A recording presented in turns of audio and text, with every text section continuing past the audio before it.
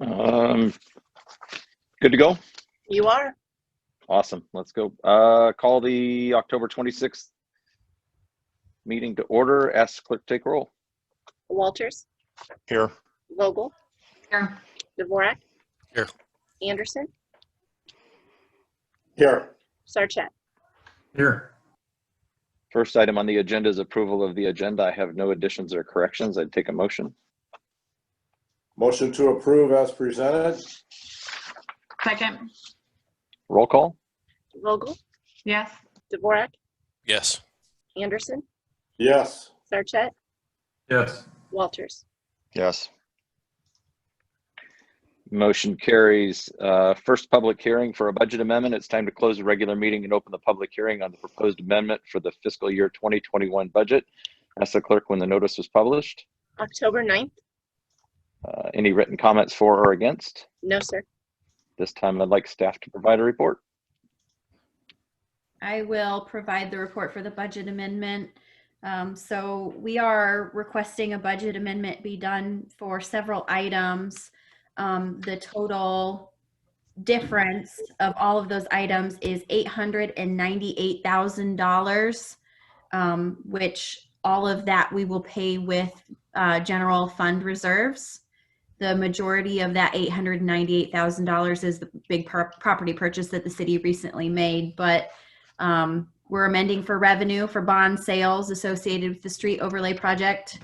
Amend for the Cubbit Cupboard grant we received. We're amending for solid waste revenue expenses. We're amending for the property purchase for the fire department SCBA's. We're amending for the fire department and police department server. We're amending for the library air conditioner and furnace. Amending for the Comet Cupboard expenses. Amending for police vehicle repairs. Amending for fire department health insurance. Amending for the overlay street project expenses, and then amending also for solid waste expenses. And total net, again, was $898,000 additional we'd be spending.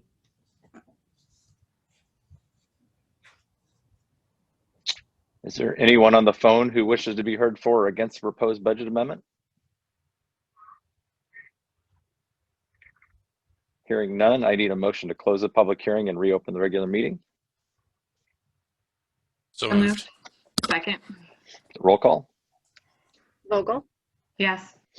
Dvorak. Yes. Anderson. Yes. Sarchet. Yes. Walters. Yes. Motion carries. Next item, resolution 2020-119. Need a motion, please. So moved. Second. Questions or discussion? Roll call, please. Sarchet. Yes. Walters. Yes. Vogel. Yes. Dvorak. Yes. Anderson. Yes. Motion carries. Next item under public hearings, proposed development agreement with Polk City Chamber of Commerce. It's time to close the regular meeting and open the public hearing on the proposed development agreement with Polk City Chamber of Commerce. I'll ask the clerk when the notice is published. October 17th. Any written comments for or against? No, sir. Excellent. At this time, I'd like staff to provide a report. I will provide that report as well. So we are looking to enter into a development agreement with the Chamber of Commerce.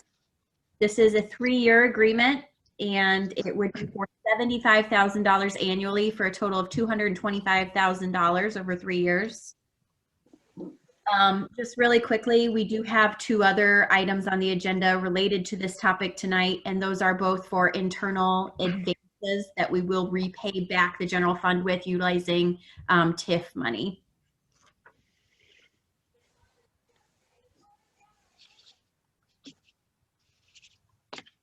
Is there anyone on the phone who wishes to be heard for or against the proposed development agreement?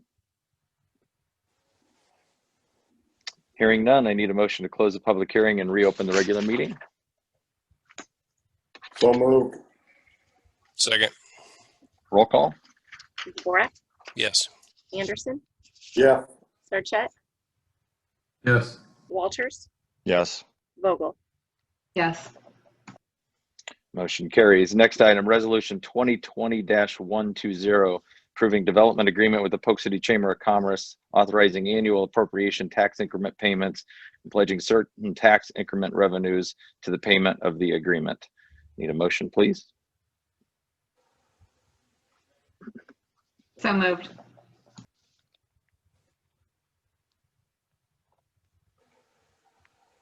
Second. Questions or discussion? Yeah, so is in large part we've done this annually in the past and we're going to 3-year here, or what's different here? Just can you explain it to me a little bit? Yeah, so annually you guys give the chamber a contribution out of the general fund. We are going to use tax increment financing to pay the chamber's contribution moving forward. And we've set this up as a 3-year agreement with them so that we don't have to do an amendment to our urban renewal plan annually. We can do it every 3 years. We can also try the 3 years and see if we want to do it longer next time. Does that answer your question, Rob? It does, and we usually do this in the spring, right? So we have an agreement that this will start essentially when now, or does that the timing of, because I think it was this, I don't remember exactly in the spring, but that's typically when we go through this, right? Is there any change to that, or is it just if it takes more? Yeah, so we are doing it now so we can certify TIF before December 1st. So we have to certify what we want in TIF annually. And that's why we're doing it now instead of when we've traditionally done it. Okay. That helps. Thank you. I wanted to get that procedural stuff out there just to make sure it was that. Again, in terms of, obviously, I think Go Polk City does a lot, and we'd be at a huge competitive disadvantage to not do anything here, especially given, you know, the strides that we know we need to make on the commercial front, and there where that would happen, or there through which how that would happen. And I know this year is, you know, insert 2020 meme here on the environment, but we were looking to, you know, we had a lot of things going on in the past couple of years, and just would really like to see some fruits to a lot of labor. And again, that's not being critical of anybody. Al does a wonderful job.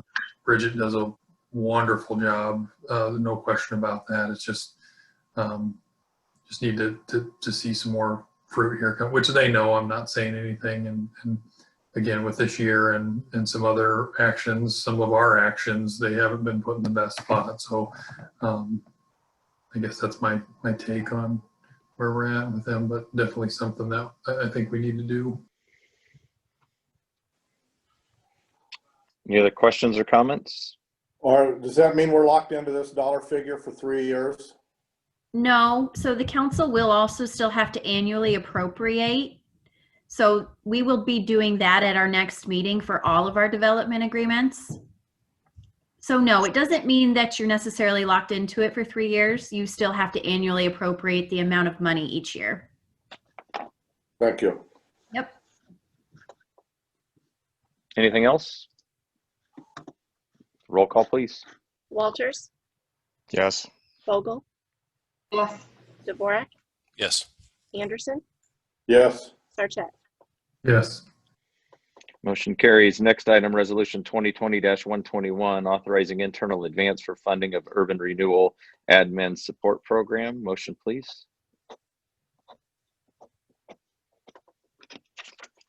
So moved. Okay. Questions, comments, discussion? Roll call, please. Vogel, Yes. Dvorak, Yes. Anderson, Yes. Sarchet, Yes. Walters. Yes. Motion carries. Next item, resolution 2020-122, authorizing internal advance of funding and urban renewal Polk City Chamber of Commerce support program. Motion, please. So moved. Second. Questions, comments, or discussion? Roll call, please. Vogel, Yes. Dvorak, Yes. Anderson, Yes. Sarchet, Yes. Walters. Yes. Motion carries. Next item is public comments. This is time and place for comments for any item other than those that are in a public hearing. Ask the clerk if anyone's on the call who wishes to be heard. No, sir. Thank you. Moving on. Next item, consent agenda. Need a motion, please. So moved. Second.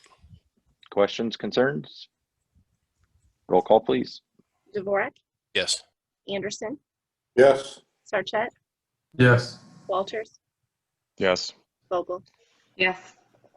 Motion carries. Next item, item A under business item, resolution 2020-123, approving Polk City storage site plan. Who's here to speak to that tonight?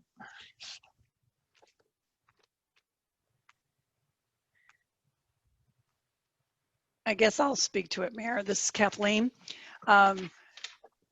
Mark Young is proposing phase 2 of the Polk City storage site. That's the storage area that is on the Polk City heating and cooling property.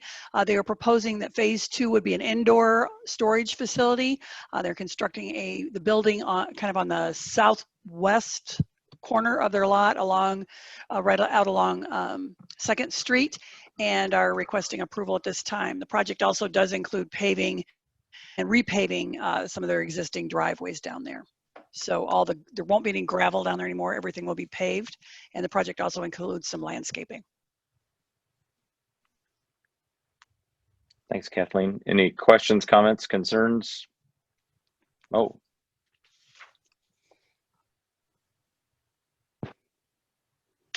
If not, I'd take a motion on resolution 2020-123.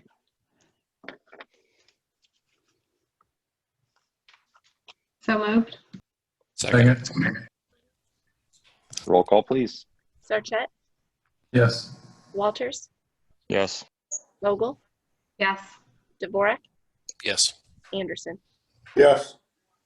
Motion carries. Next item, Lakewoods item. First item under Lakewoods, resolution 2020-124, approving construction drawings, Lakewoods Plat 2. Kathleen, is this on you or somebody else tonight? I believe Caleb Smith is on the line. Yep, I am here. Mayor, Oh, perfect. Yep. Thank you, Mayor, members of council. Caleb Smith with McClure Engineering Company, representing Todd and Christy Drake. Before you tonight is 2 items. The first one is the public improvements for Lakewoods Plat 2. This is for the construction of Roosevelt Street and Edgewater Drive through the extents of their property. We've been working on this for quite a while now. Pretty excited to get it to the point here to have it for consideration for approval. The second item that is on the agenda here is the actual site plan for the townhome private portion of the project. As you recall, a portion of this ground is zoned PUD and a portion is zoned standard straight R1A. The lots to the west of Roosevelt and north of Edgewater are all in that PUD. And that's the reason that this is to you tonight in kind of 2 forms, as well as the fact that Lincoln is a proposed private drive for the bi-attached units there. Other than that, the layout's very consistent to what was approved in the PUD master plan a while ago, and it was shown in the preliminary plat. Certainly happy to answer any questions you may have about either of these applications.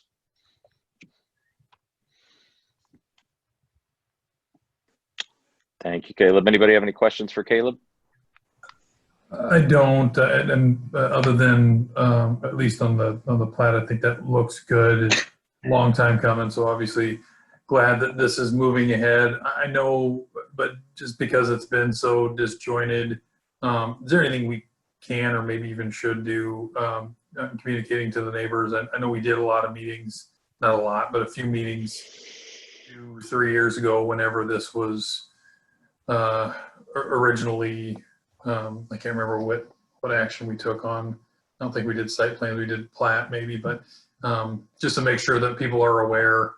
I think it will be received favorably. I think it was last time around, but just trying to see if there's anything that from a developer standpoint or maybe from the city, but primarily from the developer, if there's any plans for communication to the neighborhood. This is Caleb Smith. Hold on a second. Let me see if I can get that echo to go away. All right. right now, I don't think Todd or Christie have any plans other than what they've done before. We've had neighborhood meetings. We obviously had the PUD master plan that got approved, the preliminary plat that also got approved here a few months ago. All of it's been very consistent to what we have shown here, and actually very little has changed specifically along the east side of the development and along that north side of lot, what is lot 10 in the site plan. So I think at this point in time, I don't think there's anything much more they're planning on doing unless someone in council feels strongly that we need to do more.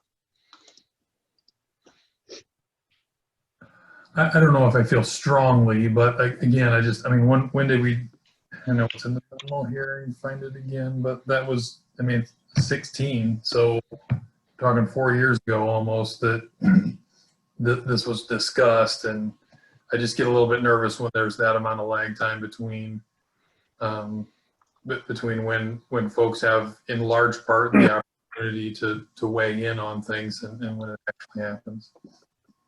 I totally understand. Preliminary plat would have gone for approval on this as well here this spring of this year. So, well, there definitely has been, we've been working on this project, I think, since 2004. So trust me, it's been a long run for all of us. But I do think that at least this year, there's been a lot of steady progress on it to here. And honestly, based on the weather and what it's doing this year, I think as much as we're probably going to get done is maybe some tree clearing.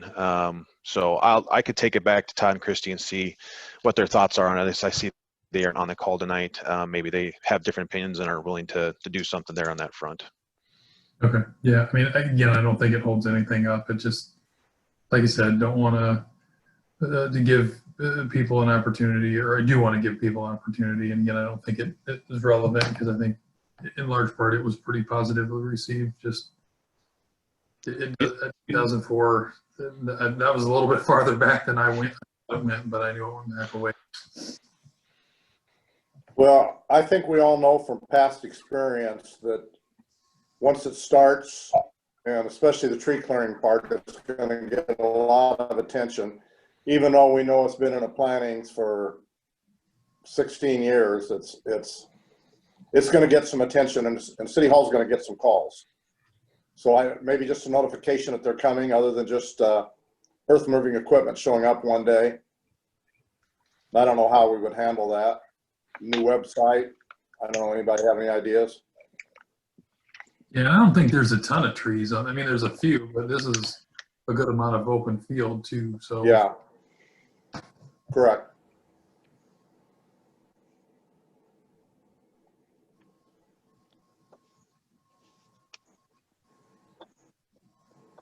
Well, I will certainly take this question back to Todd and Christie and see. I do think maybe minimum a mailing or something like that out to the neighboring property owners, just giving a heads up, a timing, a schedule. Maybe that is as much as anything else. Because you're right, Ron. When they start coming up and some trees start going down, that's when all the calls are going to be. And if we want to put something up on the website, and if there's any information from us you need to make a good solid communication on that front, we're certainly willing to jump in and do what we got to do to help make that work well. Thank you. So one last thing, and you kind of hit on it already, Caleb, but your timing is maybe to get some work done as weather allows here, but in large part kind of do most of the work and paving and stuff in the spring. I would assume so. Weather's not looking great for us, heading down the road here, and just this time of year in the fall, it's always a tricky spot to be in to try and keep construction moving forward. But the last conversations I had with Todd and Christie was that get this approved, get everything in place in order, see how the weather's working, and make some decisions. But they knew they weren't going to get everything done this year. And so I think they're really inclined to just maybe take down the trees they got to take down, kind of get ready for construction and let it set for the winter and get going in the spring.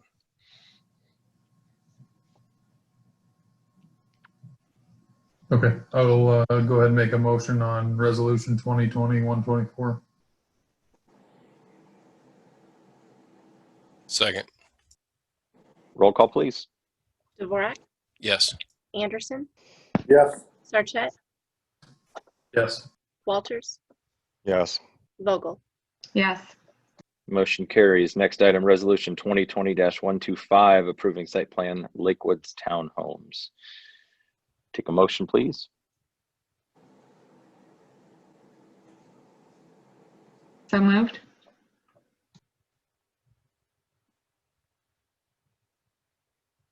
Second. Questions or comments? Anything? Roll call. Dvorak, Yes. Anderson, Yes. Sarchet, Yes. Walters, Yes. Vogel. Yes. Motion carries. Next item, resolution 2020-126, approving a lot tie agreement and site plan for the North Polk Intermediate School. Who's speaking on this one tonight? Good evening, everyone. Can you hear me? Yes. Yes, okay. Hi, this is Erin Olendike. I'm with Civil Design Advantage. My address is 1125 North Drive here in Polk City. I'm here tonight on behalf of the North Polk School District to request approval for a site plan for the North Polk Intermediate School project. This project is located at 340 East Vista Lake Avenue over in the Big Creek Technology Campus. It's approximately 26 acres in size. We are proposing a 71,800 square foot school building. It will have an upper floor and a lower floor. There will be parking on the upper side and parent drop off. And then on the lower side will be the bus drop off as well as additional parking. With that, I'd be happy to answer any questions that anybody might have. And Ken Hagan with OPN Architects is also on the line if you have any questions about the architecture.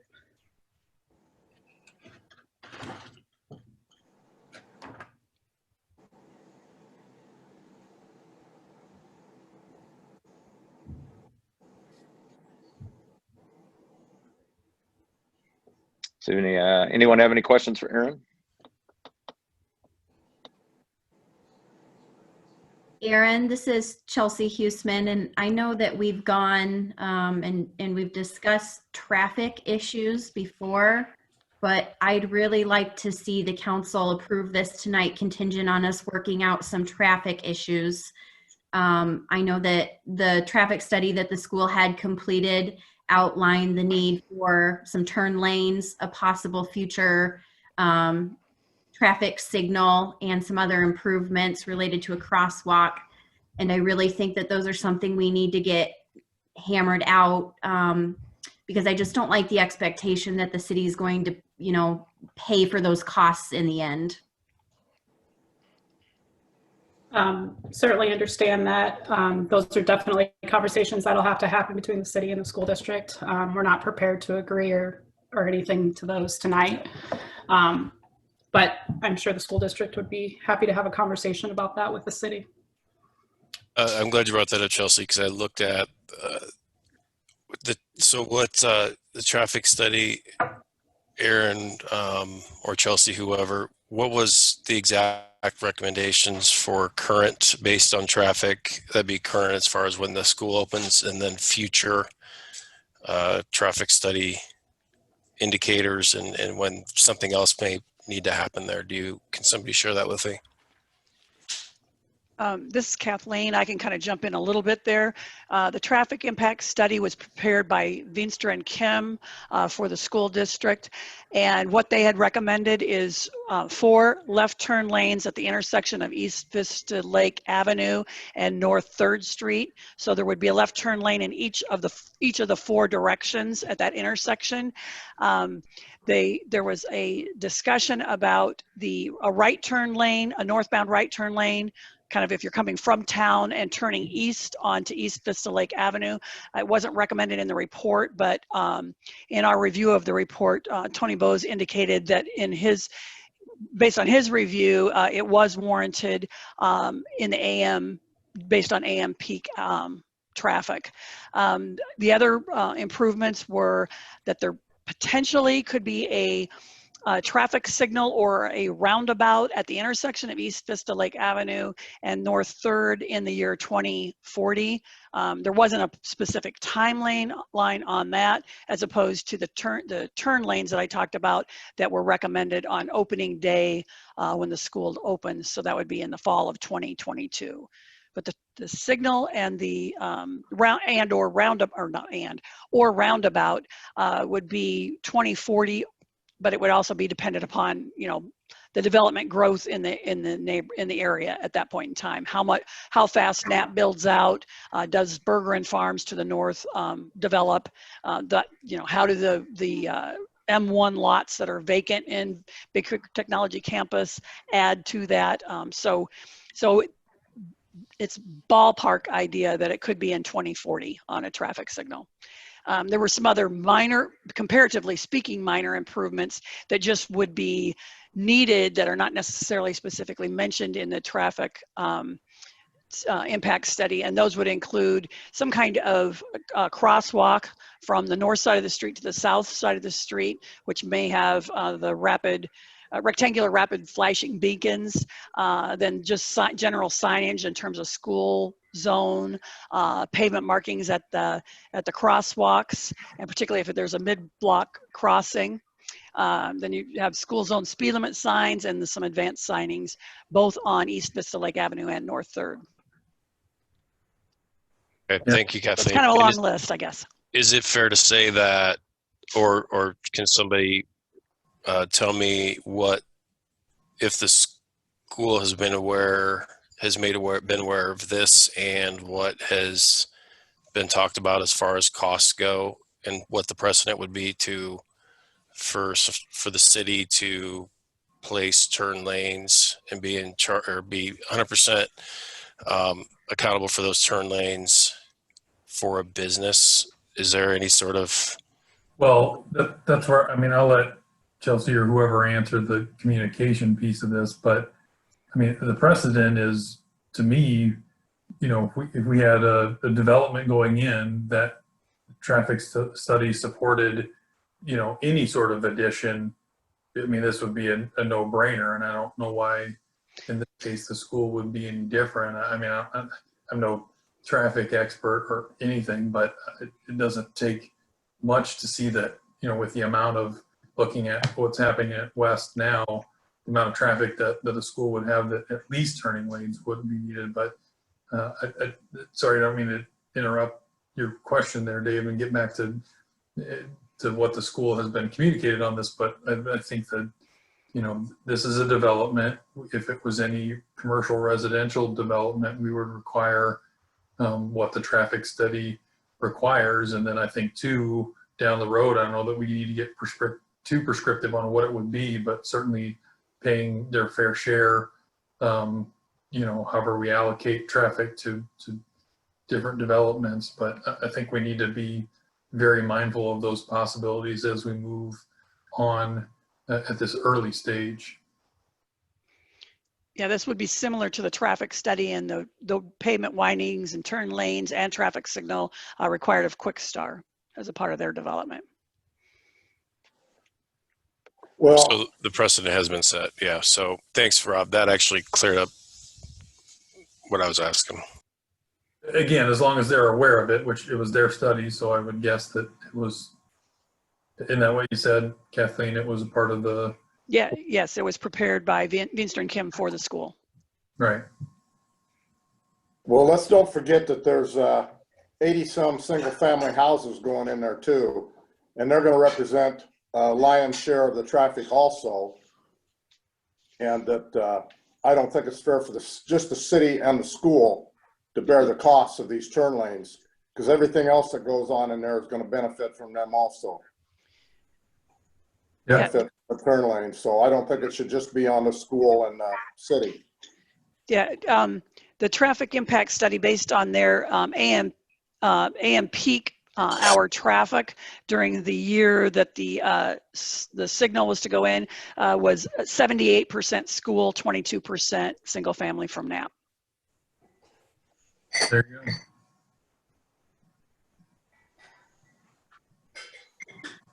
Well, I don't know how they arrived at those numbers, and I'm sure they know more about it than I do, but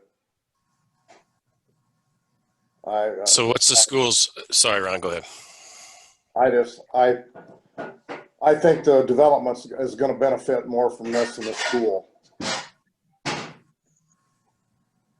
But I think it's the drive for traffic control, and the school is the one that's going to create the most, you know, concentrated flow at any given time. So that's my guess on that. I'm not an expert by any means, but no, I agree that there is the school, but it's not just the school.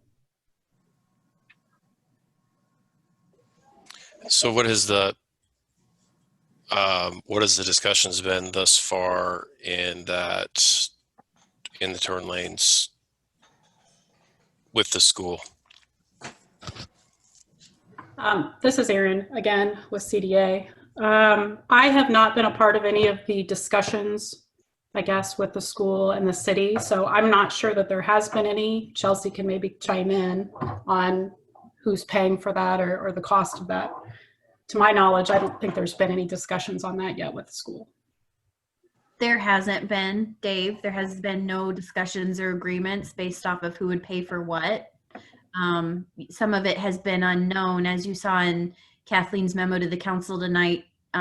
She would like for the council to decide, would there be a turn signal there someday or roundabout, because that would determine the layout of what that looks like.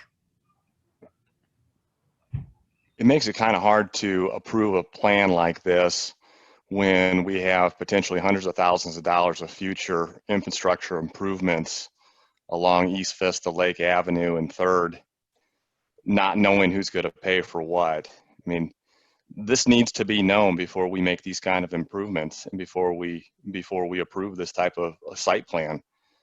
I mean, we have a traffic impact study that's stating that there are needs here and they're not shown on the plans.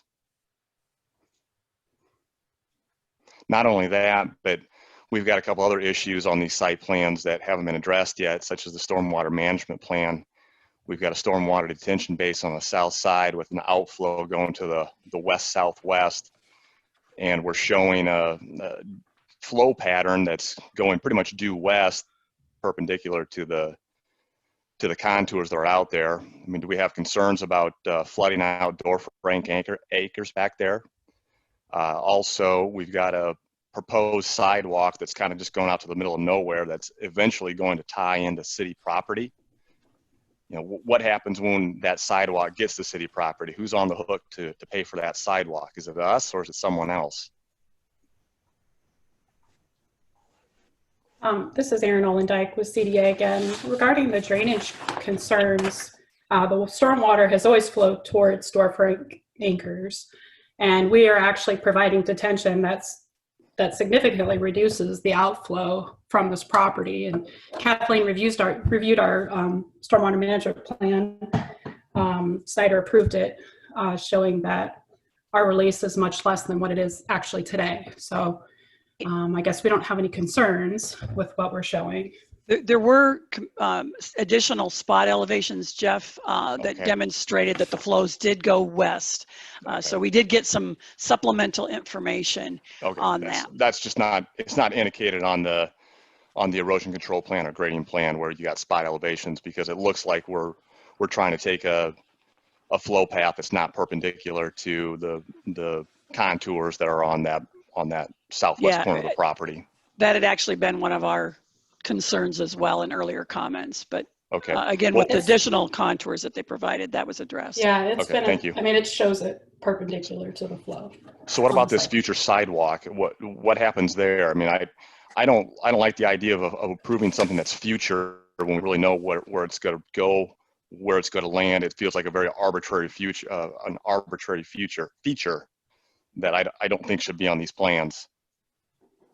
Are you talking about the sidewalk in the southeast corner? Yeah, it runs from the southeast corner, southeast of the proposed building, runs southeast, eventually down south to the Door Frank Acres development and lands on city property. We were asked early on to provide showing just a future sidewalk on how it could connect to the city property. So that's what we've shown. Obviously, it's just future at this point. There's nothing tying us to that design necessarily, other than some grading we've done. But I guess, Kathleen, maybe you want to weigh in, but we were asked by the city to provide that. Yeah, I mean, that was just if there was a trail along in that 30-foot trail easement that was shown on the south side of Big Creek Technology Campus Plat 4 that runs from 3rd Street all across both Outlot Z and the school's Lot 1, well, both of the school's lots, Outlot Z and Lot 1, and would go to the school or the future park property. So we were just kind of asking that. When it's shown as a future, it's not approved at this time with this site plan. So it's not an improvement that is proposed. So. Well, So I guess I would. go ahead, Rob.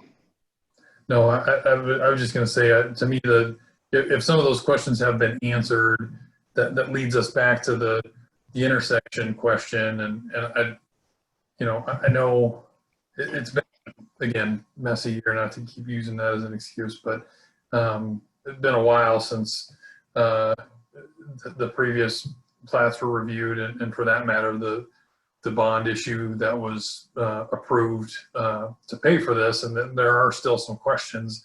That being said, I don't want to hold this up if they've got a pretty audacious goal to be open a year from the beginning of next school year. I don't want them to be in the way of that, because I think they can start to do work.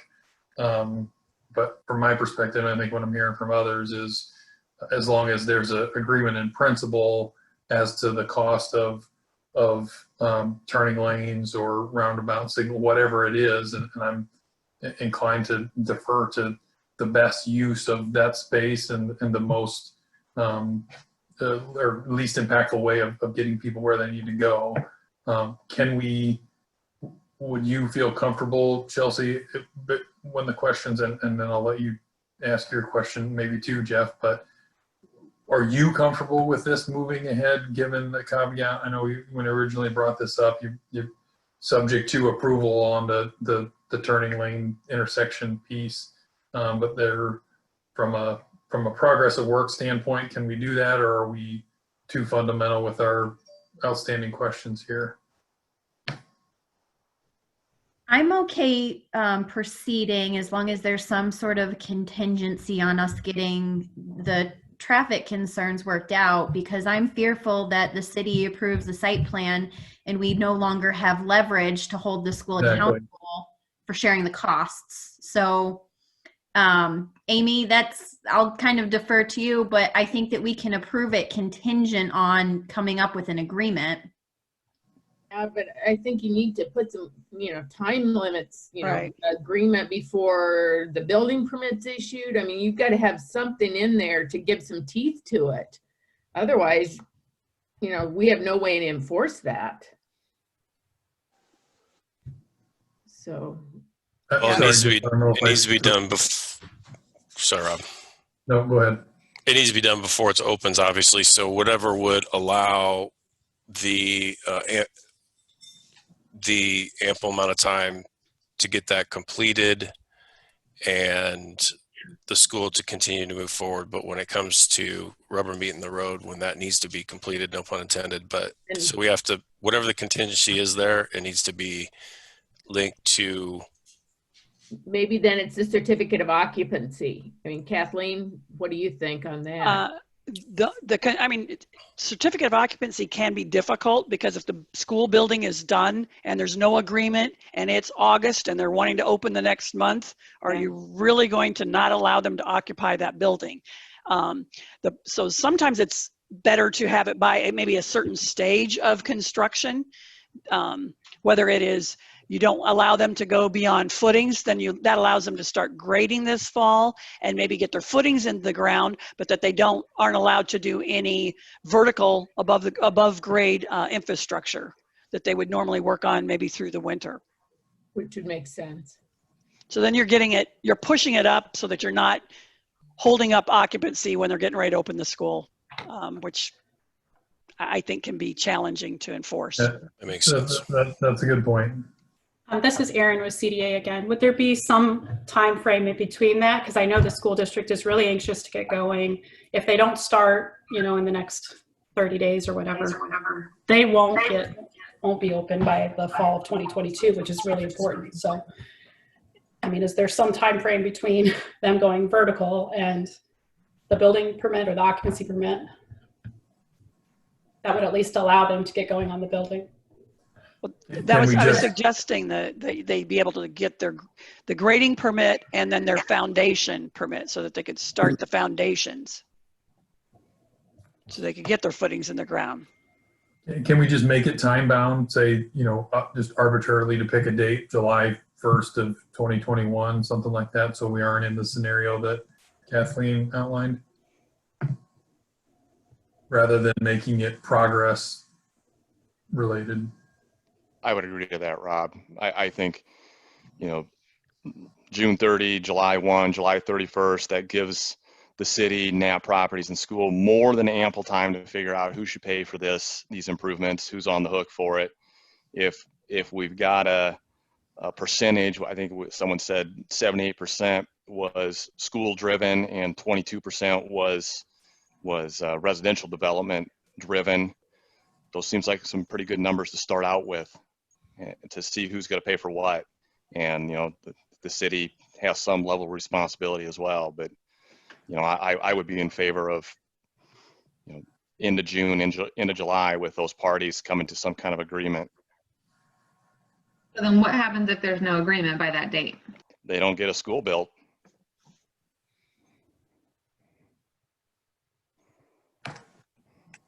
But, and again, I'm thinking of all the options here. A date is easier to pick a point, but how do you stop them from, again, like with the suggestion to do it before they start the next phase, it seems like that's kind of a trigger point in the construction process. But obviously I'm not an expert in either of these kind of considerations, but so yeah, I'm looking for advice on what Amy or Yeah. is there a stop work order provision? Say there'd be a stop work order you could probably build in, but it'd be easier if we had a permit point that we could point to and say, if we don't have an agreement by that time, then they're not getting the next permit that they need. That's a lot easier than putting a stop work order. And then we've got the ability to not issue a permit if they've not met it. And if they continue, then we've got a stop work order provision. So go ahead. Let's talk about the schedule then, because we've got Aaron on the call, we've got Ken on the call with OPM. They should be able to give us some sort of schedule, since they know they have to be open by August 2022. Yeah, Jeff, thank you. I can talk to that a little bit. At this point, we know that we're looking at finishing up drawings by the end of January, going out to bid in February, bidding it and having contracts in place by March to go forward. So I think that would be probably something that we could look at as far as building review or something like that. But that's something that the city and the school district has to come to an agreement on. This is kind of outside. While I know that it affects the site itself, it's kind of outside of the bounds of what we were looking at, other than for the building itself. But to talk to schedule, that's kind of what the schedule is right now. I know that the school district, wants to work with the school or the city on how they get things approved and stuff like that. So I think it's just a question of getting the school board and Dr. Mart with Chelsea and the city to make sure that everybody knows and has clear expectation of what's happening and who's going forward with what. So that's the best I can answer at that point. But as far as schedule goes, plans go out then. That's fair, and we're probably putting both you and Aaron in an unfair spot. But this is, typically any sort of commercial residential development, we'd be hearing from the owners and going through an agreement at this stage for this type of work. So I just want to be really explicitly clear. We're not requiring anything out of the norm. The impacts traffic study was required for a reason, the results of which are relevant for a reason. Again, I think we can try and be as accommodating as possible. The work in the next few weeks starts to take place, but these are pretty basic requirements.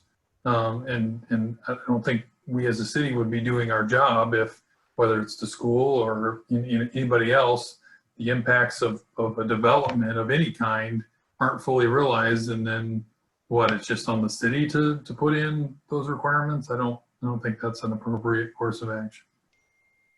Ken, when did you say the docs go out for bid? End of January. So they'll be out on the street end of January and bidding through February. Okay. The site plan, to be clear, the site plan has already been out for bid and they already have a contractor selected Right. for all the site work.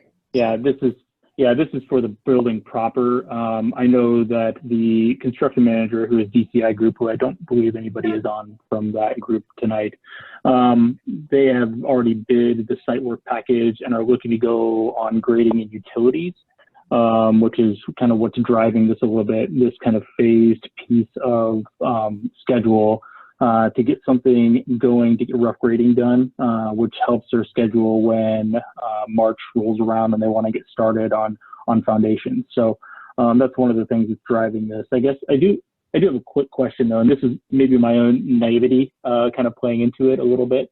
How does that work for a tax exempt entity like a school district? Because I know that you guys have brought up commercial construction and things of that nature that have a tax base or that pay taxes in some way, shape, or form. A school is typically like an economic driver, right? You're gonna have houses that come up around it. You're gonna increase your tax base. You're gonna do a lot of that stuff. And I'm just curious how the city views that when they're looking at these infrastructure improvements. Each city is a little different. I've worked with a number of different cities on this kind of thing. I'm just curious how Polk City looks at something like that. Well, from my perspective, and I should probably let the professionals and staff weigh in, but to ask that same question a different way, I don't think it's fair for the residents of Polk City to pay for the benefit of a facility that's for an entire school district. So I get your point. Right? I'm not saying that a residential development or a commercial development is directly analogous to what we have here, but at some point they are a developer, lower D, and so that requirement stands, regardless of the tax entity. But I shall see an opinion on how a school might be different. Sure, that was just my own question more than anything. So sorry about that. Well, maybe I'm way off base. Whether the city pays it or the school pays it, it's all the same taxpayers' money. It's all coming out of our pockets, whether we pay it as a city or as a school district. We all pay into the school district. And a lot more of our tax dollars go into the school district than go into the city. But Ron, I think it's whether Polk City's residents do the entire cost or the residents of the entire school district pay for it, I think is the question. Yes, that's very true. But one way or the other, we as Polk City residents are going to pay for it. And I'm not saying that the city should pay for all of it, but I know from the very beginning, I would guess what I would say categorically is we should have thought of this in the beginning. A school has been proposed for that site since that road was originally appraised or approached that the school is going to go out there. I mean, that started, I don't even remember how many years ago. And so now all of a sudden, yeah, you can put it there, but you're going to have to pay, I don't know, I'm assuming this is hundreds of thousands of dollars for these turn lanes. So we didn't have that information until recently, Ron. A lot of this information is based off of the traffic impact study that the I understand that. Yes, I understand that. Yeah. But we knew that a school was going to create traffic, and when that whole road went in, it was we thought the school was going to go out there then. In fact, we thought the school district was going to get the land for free. Well, yeah, but we didn't know on that plan or this one until this site, or I guess maybe one of the previous plats where the entrance was going to be. I mean, I don't know that it's our responsibility to put in turning lanes again, subject to a development years down the road. I mean, yes, we've known, but until we see their plans, you don't want to put in turning lanes and therefore shoehorn in an entrance where it doesn't belong. Who paid for the turning lanes on Bridge and 3rd?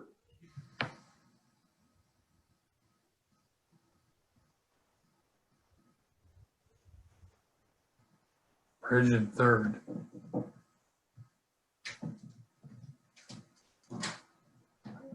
Ron, and I don't have the exact numbers in front of me. The city paid for that, but there was a grant there was funding, outside funding as well, from Mhm. possibly some from Polk County and some from another funding source that I would say STP, but I'm not exactly sure that that's what it was. I would have to double check on that. So it was shared. Well, but again, Kathleen used the example earlier of Quick Stars paying for a stoplight to go in on their intersection, so. They're paying 100% of that? Through TIF? We are rebating them back a portion with property taxes. Yeah. Well, the question remains is who's paying for what on these street improvements, and we got to come up with a date so that we can come up with a contractual agreement between the parties involved here instead of talking about who's paying for what now, because we don't know. We got to come up with either an arbitrary date in the middle of next year or some sort of, permittable action, as Kathleen and Amy stated. So let's pick one and go.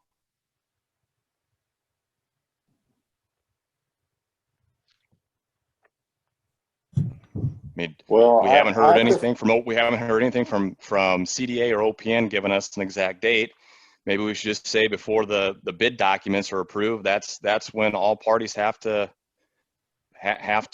come to some sort of agreement. Otherwise, nothing. I mean, I don't know if that's a good spot or if it's somewhere in June or July of 2021. What's the date? What's the trigger? Well, this is Erin from CDA again. I think it's going to take some time to come up with an agreement because it's not just Dr. Martin making the decision. The school board's going to have to come to the table. There's going to have to be meetings with the school board, as well as the city staff. So I think it's going to take a little bit of time. So I guess I would propose, something in the middle of next year to give them time to have that back and forth. When was the traffic study completed? Oh, Kathleen, was it approved like, I don't know, 3 or 4 weeks ago, like the final improvements? Yeah, I don't have that in front of me right at the moment. It's been recent. September 12th is when you receive the final traffic. Okay. Thank you. If we can, as a city, work with the school in 4 months to come up with an agreement, then we have bigger issues than a turn lane. So to the March date, that's 4+ months, 5 months to be able to get this ironed out. And if we can't do that, then there's some bigger issues here at play. Well put, David. Well put. Yeah, so in the schedule or in the permitting section, Kathleen or Amy or Chelsea, is there a permit that would be required for the contractor to pull to start building up the elevations? The city has issued building permits for, and they did it with Luana as one example, issued a building permit that allowed them to proceed with underground and building footings, but nothing above grade until a stipulation was met. And in this case, it could be an agreement's reached. That sounds like a pretty good point, pretty good start. Okay. So can I go ahead and, I feel like we're all principally on the same page here. Can I make a motion to approve resolution 2021-26, subject to agreement between the city and the school district regarding the Vista Lake and 3rd intersection by March 31st, 2021? I appreciate you going to make that motion, but I think there's a third party that needs to be involved. I think Nat Properties need to be involved in this. I don't disagree with that.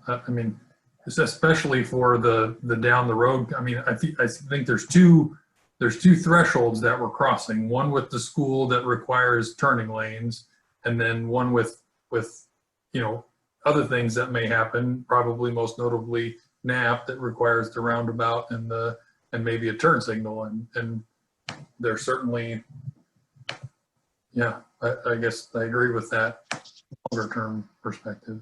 But can the city not just Well- work with NAP on our piece? I mean, so Yes, we can. yeah, I mean, that's kind of was the point was at this particular state, we need to figure out with the school and then we can, I mean, I do understand what you're saying, but to get all three, I could see that taking 5 months. If we're going to go 3 ways with this. Yeah, and that's, so, I mean, but to your point, Ron, I mean, we get this figured out, or we don't, quite honestly, and then 5 years from now, 2 years from now, what do you think is going to happen if with no stick to go to the school with, we ask them to pony up for a stoplight? They're going to tell us, so the school's portion is essentially going to be the turning lanes, because they're not going to, after they're done and occupied, they're not going to pay for a light. I mean, they should, but we don't have that stick, right? So that's why Yeah. I focus on the turning lanes with that in turning lane roundabout in mind. Well, I feel like, once again, I'm the Lone Ranger out here dragging my feet, but West Elementary has been up there since 1981, and we've never even mentioned turn lanes up there. This school is not going to have more enrollment than West Elementary. No, but do And now you all of a think the sudden we're traffic flows well in front of West Elementary? Does it flow well? You know more than anybody. No, it doesn't. Right, so there's your point. Yeah, You don't want to exactly. repeat that. But So we need a Yes, design I that agree, but- complements future development. I mean, I don't want to talk to Aaron here, but I know that the site plan itself that sits in front of the school district actually has, I think, Aaron, you can correct me if I'm wrong, either 2.5 or 3 times the amount of queuing that West does. So, I mean, we've tried to account for a lot of that within the site plan itself. So hopefully that alleviates any kind of bleed out into other city streets, like I think like West does right now. So I just want to make sure that that's known. Like the flow will be far different, even though the population of this particular intermediate school or this particular school is on par with West. It'll flow a lot differently. Aaron, anything to add to that, or did I hit it there? Yeah, I don't have anything to add to that, but I will say that we did take that into account, where there's going to be a lot more room for parents to stack and drop off their kids at this site as opposed to West. And the buses and the parents are completely separated, so there's room for both without interfering with each other. So this is a very different traffic flow than West. Does that future queuing take into consideration future build out? No, it does not. No, it doesn't. But if there's a second school placed on the site, there's going to be another entrance out of the site too. They're going to have their own queuing spaces. These queuing spaces will not be for a second school building. And the school district doesn't know if they want to add on to the building or if they want to build a completely new school. None of that's been decided. We show areas that they could add to the building, but that doesn't necessarily mean that they're going to add to the building.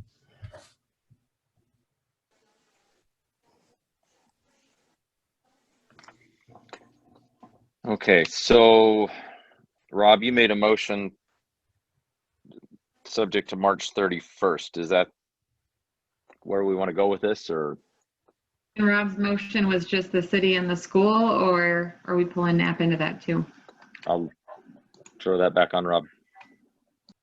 I think I did say I probably shouldn't have, but just subject to resolution of the how to proceed with the intersection. That's a good point. I think I did say the school, but I would leave out the city and the school and just leave it open. Okay. Does that help, Ron? Yes, I hope so. I hope it helps. Because there's only one party going to take a profit away from this. Amy, is that provide us with the adequate language to be able to hold I think because at that point in time, there's going to be permits that are going to be issued subsequent to then. So yeah, if we haven't reached an agreement, as long as it's clear in there that any subsequent permits will not be issued until such time as the matter's resolved. Do you want him to add that to his motion? I think we probably need to make that as part of the motion. So it's either by March 31st or permits? If no agreement is reached by March 31st, 2021, no further permits will be issued until resolution of the matter. Oh, okay.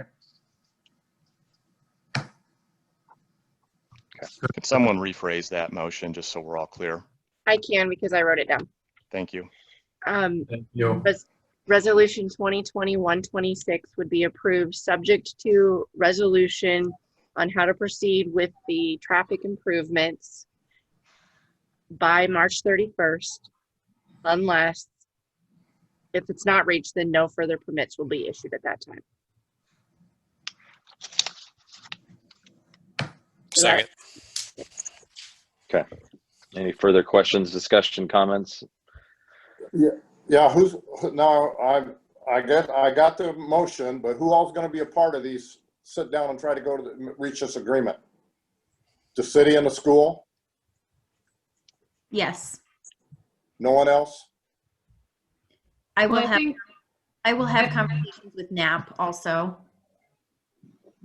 I think the key here is the school figuring out what their portion is, and then for us to figure out what is city and or development driven. And then whatever is left over on city and or future development, then that would be perhaps a second conversation between us and NAP as they go into their process, I would imagine is how that piece works. So step one is what impact is the school making on the traffic there?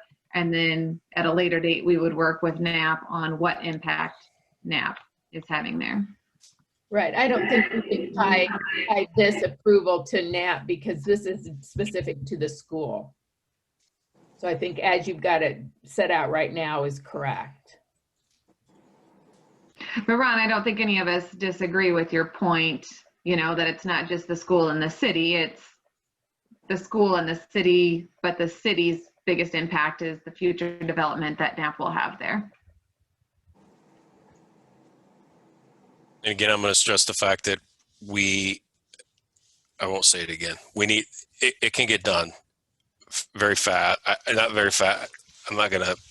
It can get done. We just have to have conversations with the right folks and get this taken care of so we can just move forward as a cohesive unit.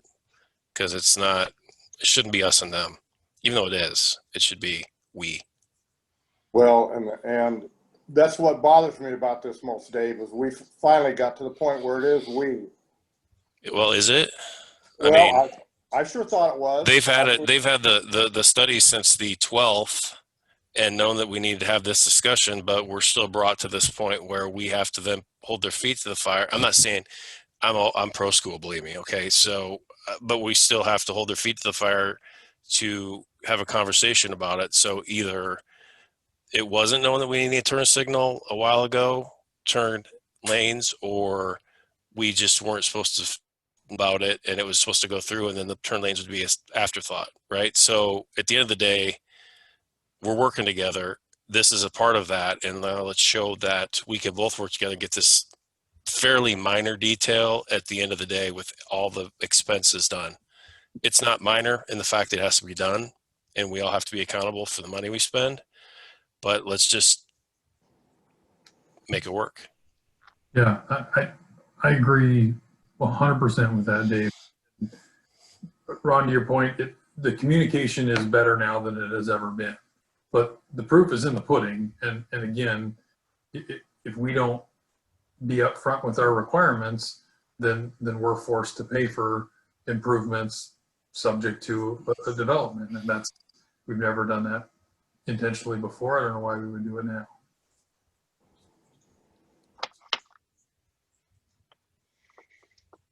Okay, I got a motion and a second, and let's go ahead and take roll. Dvorak, Yes. Anderson, No. Sarchet, Yes. Walters. You're on mute. Yes. Vogel, Yes.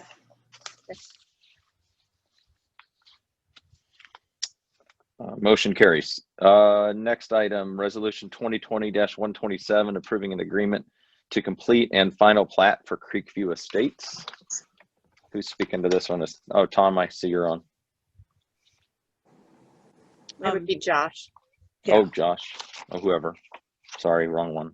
No problem. Josh Trickstead, Civil Design Advantage, 3405 Southeast Crossroads Drive, Grimes, Iowa. On behalf of North Polk Development, we're requesting approval of the final plat for the Creekview Estates, which is located in the southwest corner of Hug Drive and 3rd Street.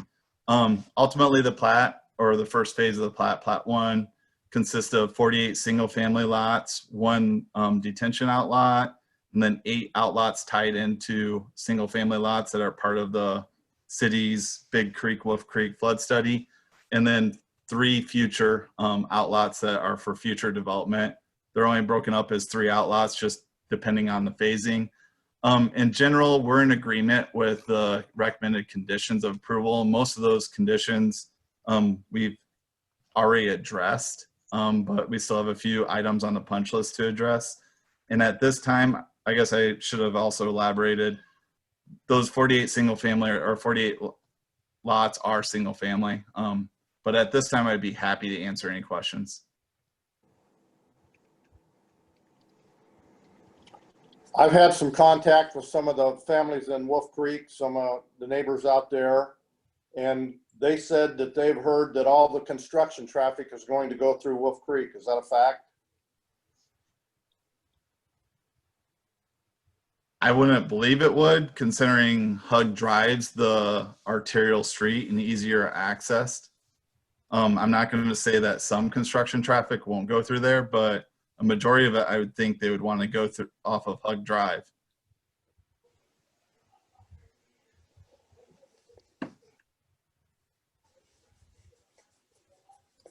Okay. I mean, that's just a concern that they passed on to me.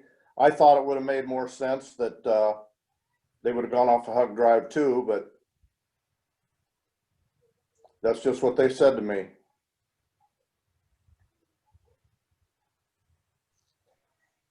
And I told them I would bring it up. So I would say right now that if we find out that's not the truth and there's a lot of construction traffic going Wolf Creek Drive, we're going to have to take some steps then to curtail that.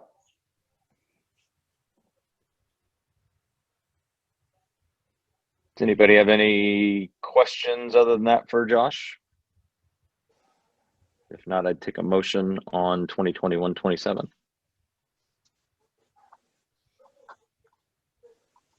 So moved. Second. Roll call, please. Vogel, Yes. Dvorak, Yes. Anderson, Yes. Sarchet, Yes. Walters. Yes. Motion carries. Thanks, Josh. Before we move on, are we going to look Yes. at turn lanes going into there? Is there a traffic study been done on this? Ron, come on. Well, seriously, I mean, I'm looking at it here and I don't see it on here. There's going to be, eventually there's going to be 80 some homes in here. They did a traffic study on this. There is. Wouldn't they have had to have done a traffic when the original plat, No, plat one? No, they did not do a traffic study. Thank you. That's one of the things that we've got on the agenda later this evening, talking about the new subdivision regulations that imposes when they're required, as more clear definition as to when the traffic studies are required. Traffic studies are pretty universally required across the metro area for schools. So Apples and oranges. So apples and oranges. Next item, resolution 2020-129, approving amended preliminary plat for Bridgeview Plat 2. Now, Tom, I think it's up on you. Sorry. Yes, good evening. Can you hear me okay? Yes. Good. Tom Whitman with Knapp Properties, 5000 West Town Parkway.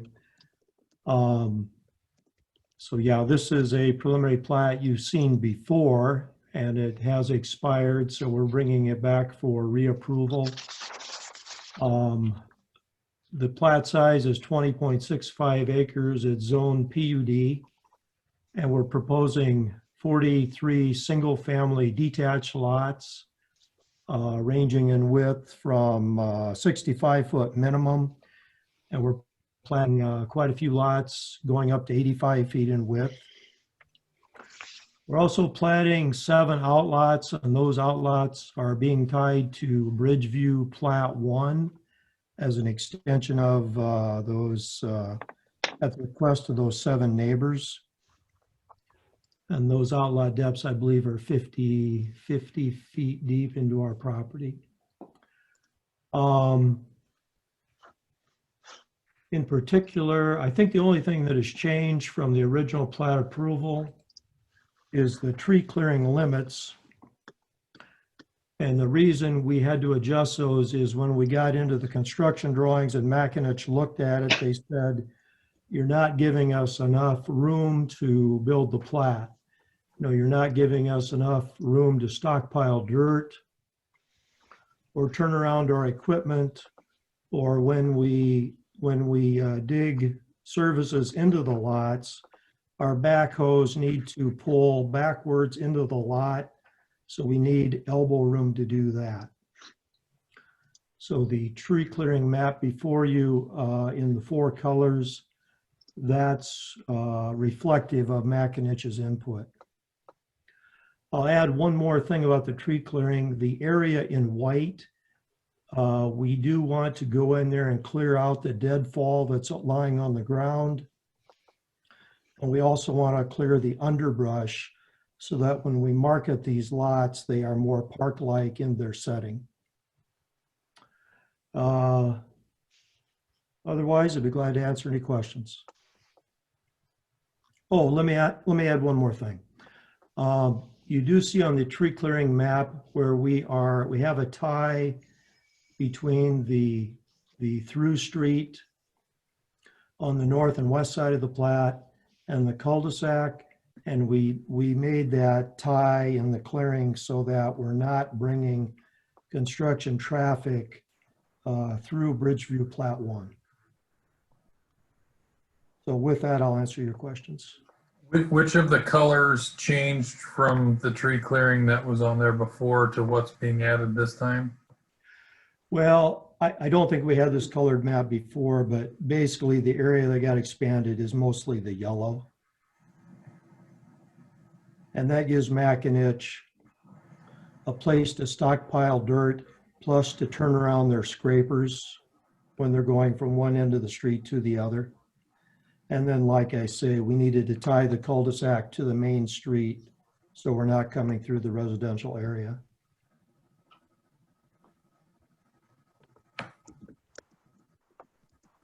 In general, we have not cleared into the buildable area of these lots.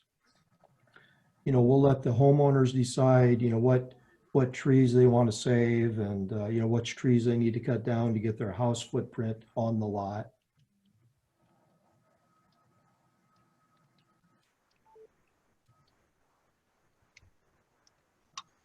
Okay, if it's the yellow, that's a lot of additional area. There was quite a bit of the yellow area on the first one in terms of the right-of-way. The biggest addition, there's a little bit more on lot 17, and then the connection that's there between lots 24, 25, and the end of the cul-de-sac bulb, that driveway connection there. So there's a little bit larger area there on 24, 25, and on the north side of the street there. Sorry, I've lost on lot 4 and 5. So that it's really the areas on lots 4, 5, 24, 25, and then down to the cul-de-sac, because there was a decent amount along the right-of-way there. So it's not all of that yellow. That's Okay. additional and compared to the old one. Thank you. And again, I'm not gonna lie, I'm not excited about this development, but I do think that as much as can be done has been done in terms of what's being cleared. It's not gonna stop what's what's going to happen, kind of the reaction on this, but unfortunately, it is what it is. I know it's some of those good, the derecho this summer, there was a good amount of them that came down then too, so. I think we could see something pretty nice coming out of this, especially when that understory and the debris is cleared out of there. You know, when you drive up and down Parker now, you see a wall of green, and you know, to the untrained eye, that just looks like, you know, understory. But you got a lot of invasive species in there, some troublesome areas. You get that cleaned out, you start putting some houses back there. I think you could see something that looks pretty nice as you're driving up and down Parker. Not to mention you've got some proposed landscaping in there too. Yeah, I think an effort has been made here to preserve what can be preserved. Again, you know, we just had a conversation earlier about traffic coming through, you know, and this seems to minimize, you know, a different concern. Again, I feel like we've tried to keep as much tree as we can, but not inhibit, you know, the ability to actually do their work. When I look here, I mean, yeah, likely when somebody does go to put a house there, they're going to have to do some of their own work. But yeah, I know this is more than what was there before, but I still feel like there has been an effort on preserving trees here.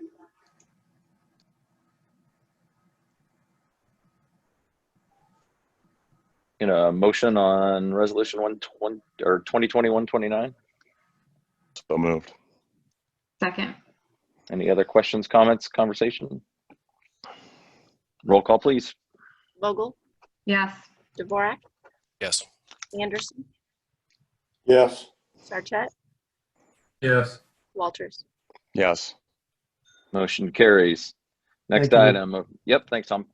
Next item, approve engineering services agreement with Snyder and Associates in the amount of $17,500 for the 2020 trail study, trail connections to Polk City Square. Somebody want to speak to this at all? I will start off, and Kathleen can jump in here for a very specific question. But the council identified this as a high priority during goal setting last year. They wanted to see how trails could connect to the town square. So I asked Snyder and Associates to put together a proposal, and the proposal is a lump sum fee of $17,500.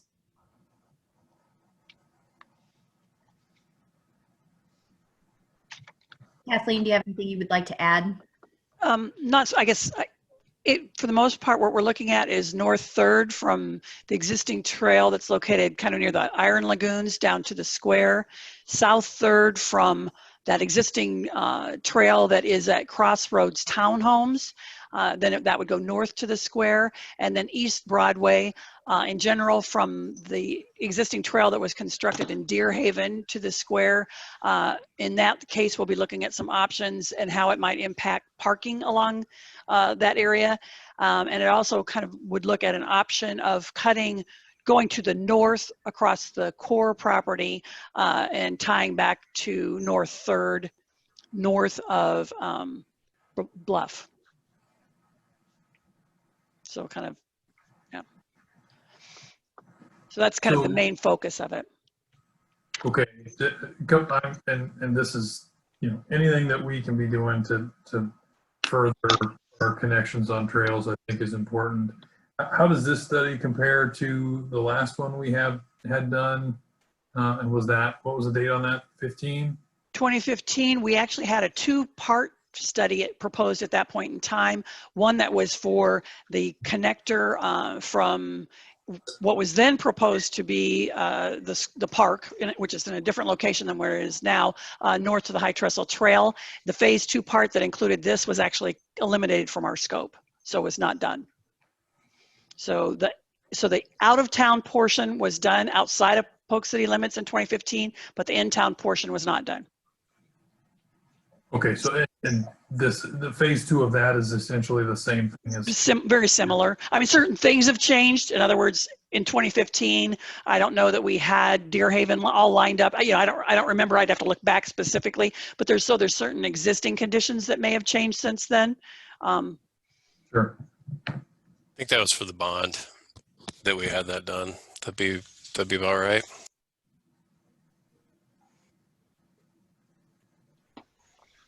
No, I might be out. We were actually looking, I think, at some funding, and Yeah. for trails, and Yes. the funding we were looking at was more out of town, and so that's why the phase 2 part at that point, what was the in-town portion, wasn't excluded because the focus was trying to go after some funding and getting the plan, having enough of a plan that you could submit it to the MPO and have it be part of the MPO's plan as well.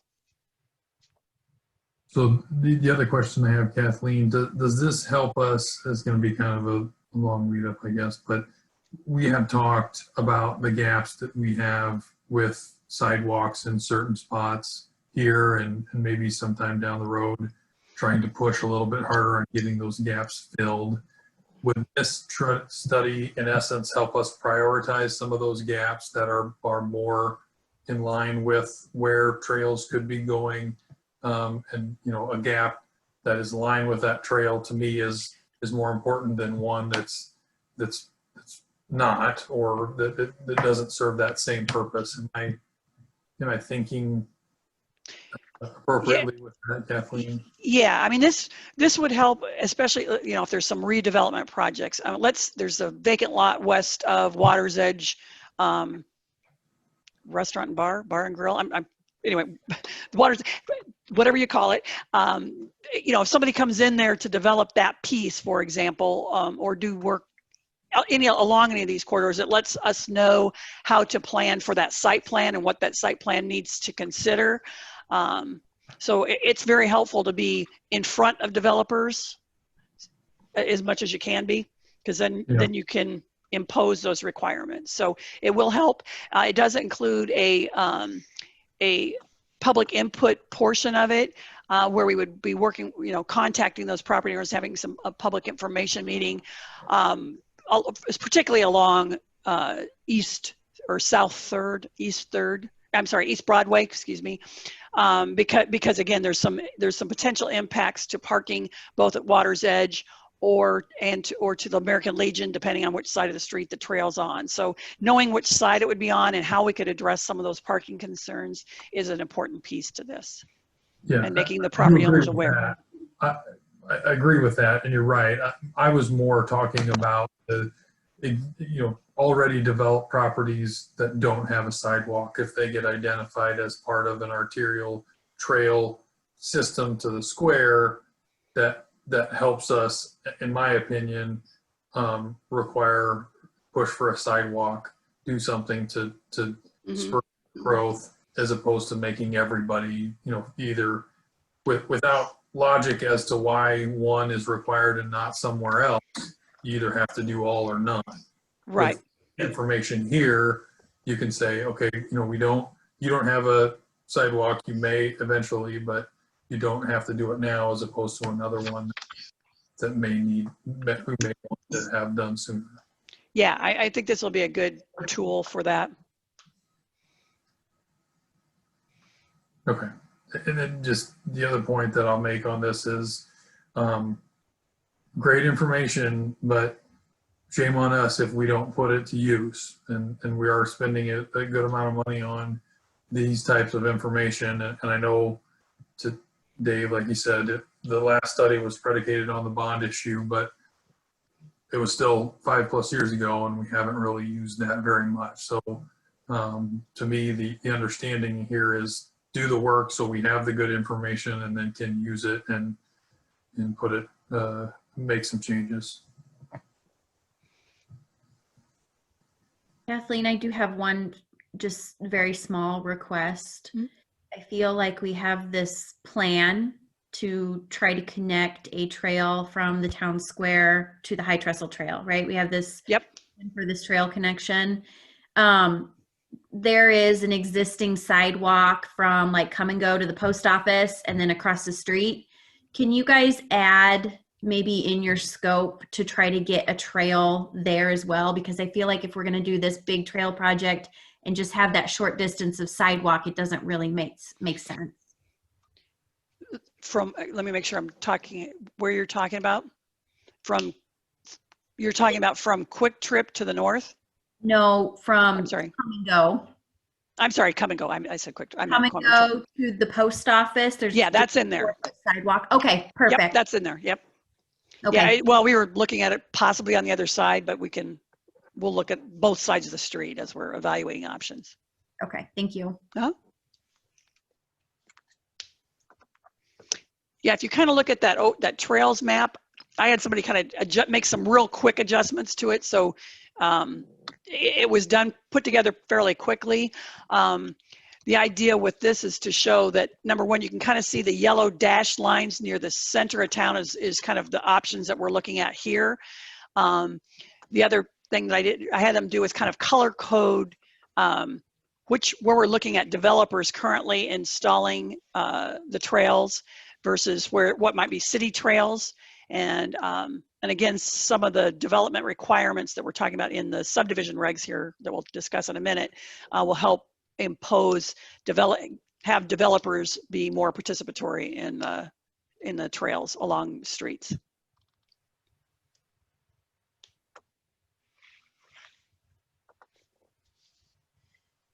I like it. I'll make a motion on that. That's what I was just going to ask for. Second. Any other conversation? Roll call, please. Sarchet, Yes. Walters, Abstain. Vogel, Yes. Dvorak, Yes. Anderson. Yes. Motion carries. Next item, Snyder and Associates invoice in the amount of $40,245 for September 2020 engineering services. Take a motion. So moved. Second. Roll call. Vogel, Yes. Dvorak, Yes. Anderson, Yes. Sarchet, Yes. Walters. Abstain. Motion carries. Next item, discuss proposed Polk City subdivision ordinance amendment. I assume this is a tag team between Kathleen and Chelsea. Yeah, if you want, Chelsea, I can kind of run through this. Since meeting's running long, in the interest of time, I'll kind of be fairly brief, and then if you can let me know if you have any questions. Before you tonight is draft 6 of the subdivision regulations. That includes the recommendation from the Planning and Zoning Commission that they made at their last meeting. They had asked that the subdivision regulations be modified to require sidewalks on both sides of private streets and townhome projects. For the most part, the townhome projects you've seen up to this point have sidewalks only on one side of the street. So they've asked for that change, and that's reflected in draft number 6. I also included a kind of a bullet point type sheet that discusses, which is even still about 5 pages long, that was in your packets, that covers the major changes between your current ordinance and the amended subdivision regulations. And you'll note a lot of those items really are things that we've been requiring as a policy, and we've been moving toward this in certain areas where we can and where we don't get too much pushback from developers. But having it codified will give us some teeth behind the requirement, so that it's actually a requirement as opposed to a recommendation.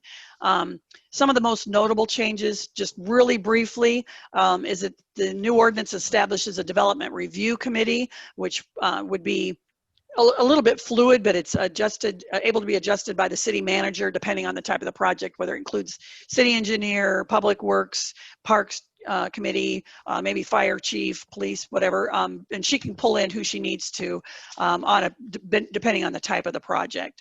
And it eliminates the references to the zoning enforcement officer, because that's a little bit ambiguous as to who that really is. Probably some of the most significant changes are to your park and open space dedication requirements. The parkland dedication rate itself remains the same, which is 995.95 square feet dedication for single family residential. It equates to nearly 8.5 acres per 1,000 population is kind of what it equates to. And Really, right now, you're already at the high end of the metro area, so we did not look at changing that.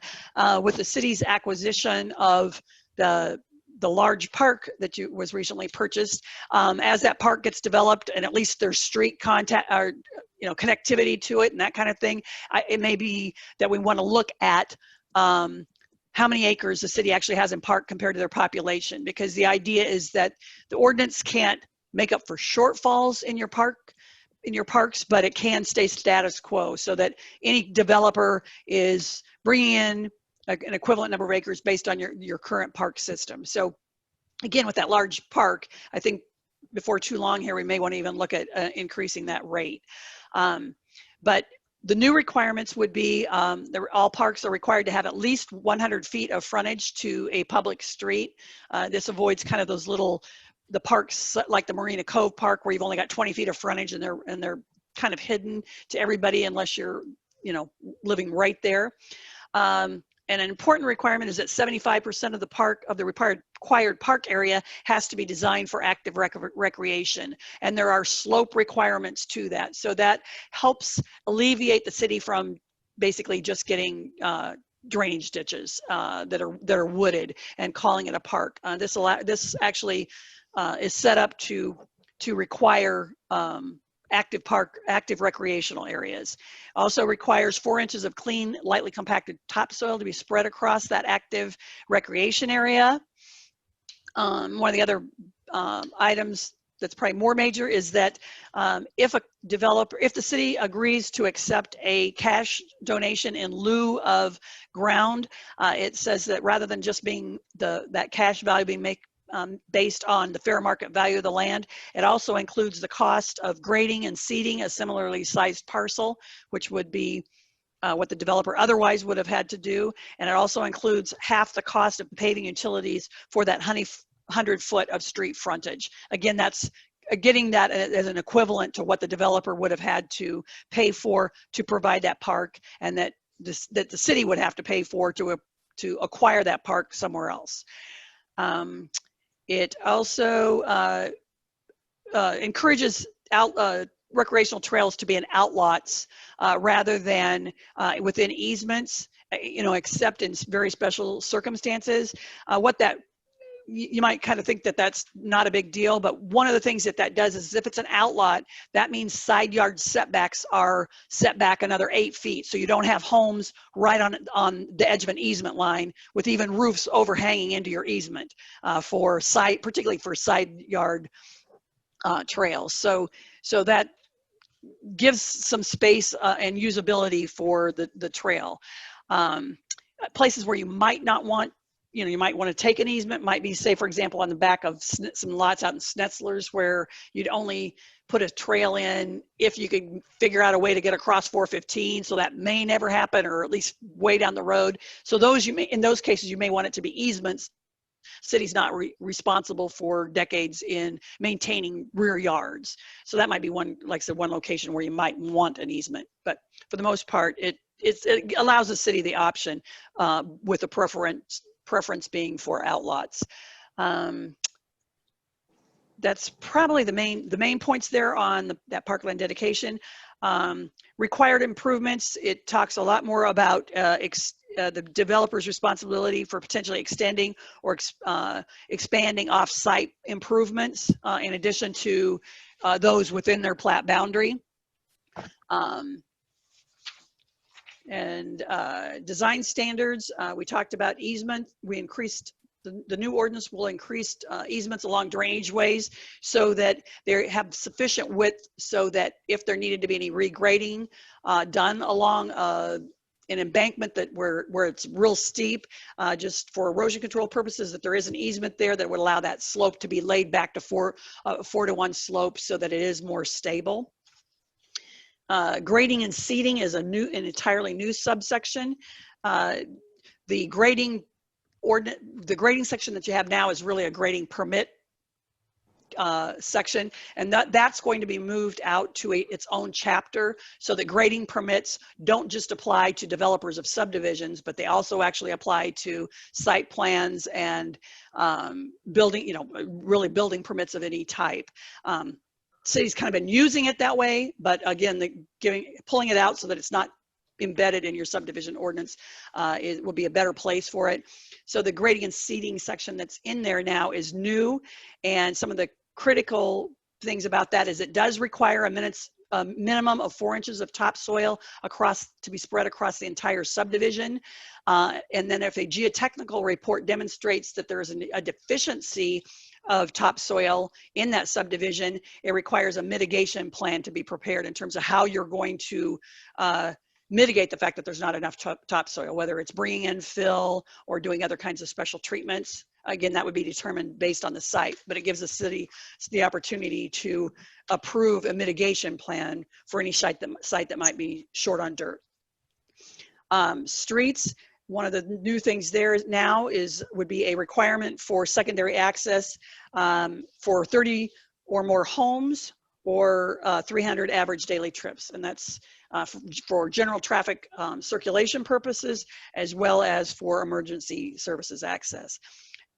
It also specifies that the developer is responsible for paving 15.5 feet of an existing gravel road if their subdivision abuts a gravel road, or if it's not practical as a subdivision improvement where, for example, the property on the other side isn't ready to pave. Rather than paving half of a road, it would allow the city to take a cash payment to be held in escrow. It also, another new requirement is the requirement for a traffic impact study, which on any subdivision that would generate 100 or more new trips during the peak hour. And that's a requirement that's based on ITE standards, the Institute of Transportation Engineers standards.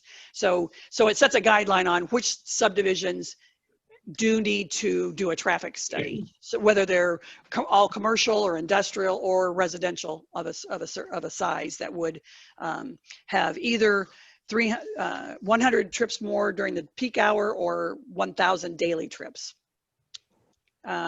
Specifies that the pavement thickness is per SUDAS, but it's based on functional classification. And it is also based on a 50-year analysis periods so that we have established what kind of a life cycle that we're looking for in the city's pavements. Water mains, probably the newest part to that is that it clarifies that the developer is responsible for water mains up to 8 inches or diameter, or larger if their own subdivision has a higher demand than that. Otherwise, that it's not necessarily the developer's responsibility, which again is the way the current policy reads. And that same holds true for 8-inch sanitary sewers as well.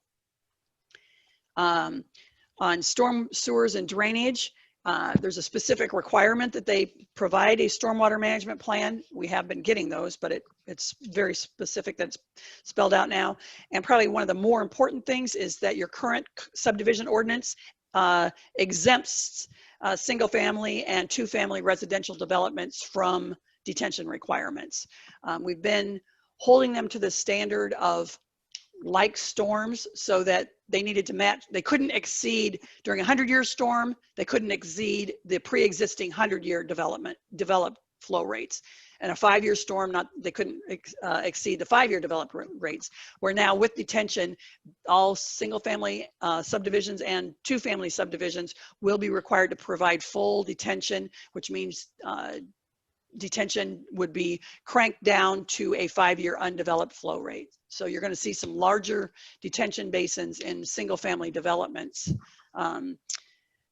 But again, and it also codifies, I don't know if I specifically meant, yes I did on the next page.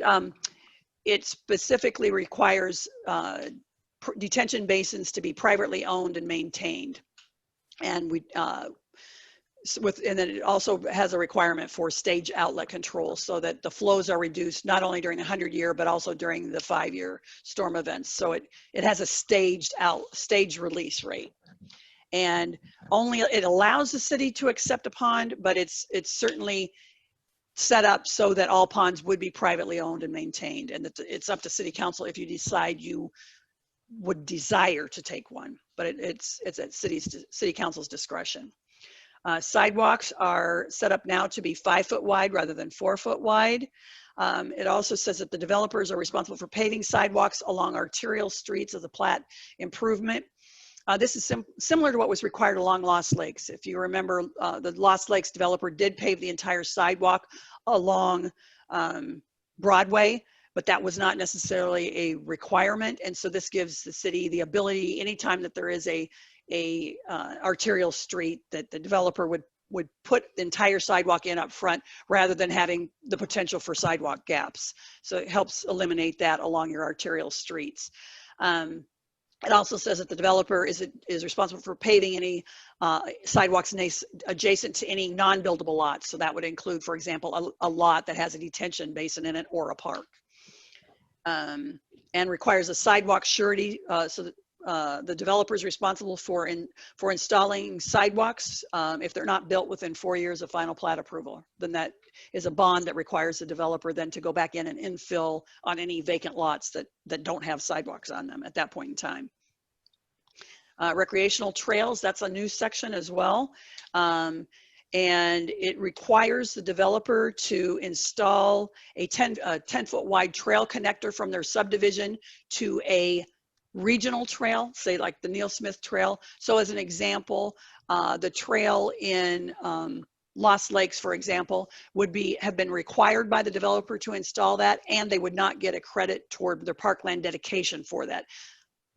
As was agreed with Bridgeview Plat 2, for example, they are installing a trail there. It's a short, I'll say 125 to 150 foot section of trail from the north part of the north street in their development to the Neil Smith Trail, but they do get a credit for their parkland dedication for that.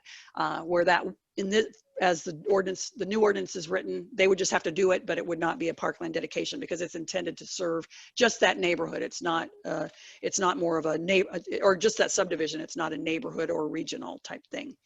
Also requires a developer to construct a 10-foot trail when the trail is designated along an arterial or a collector street. So as an example, if you think of Creekview, for example, we did get an agreement where the developer will install that. But for example, with Wolf Creek Townhomes, when that outlot comes in, they will be required to construct a 10-foot wide trail along at that northwest corner of Wolf Creek Townhomes, or any other subdivision that abuts it would have mattered, I guess, in Crossroads as an example. The developer would have simply been required to put in that 10-foot sidewalk or 10-foot trail all along their full frontage instead of just in front of the townhomes. So then it would have extended from, all the way south to Pine Ridge Estates. So that's probably another big thing. And then it requires a developer, if you have a trail that runs through a park, to make sure that the park is graded to accommodate that trail. So 5% maximum slopes. We're also looking at having city standard form of easements rather than having each developer's attorney provide their own easement documents that then need to be reviewed and make sure the language is correct. So it kind of simplifies things and put the city more in control where they'd have a standard form of easement.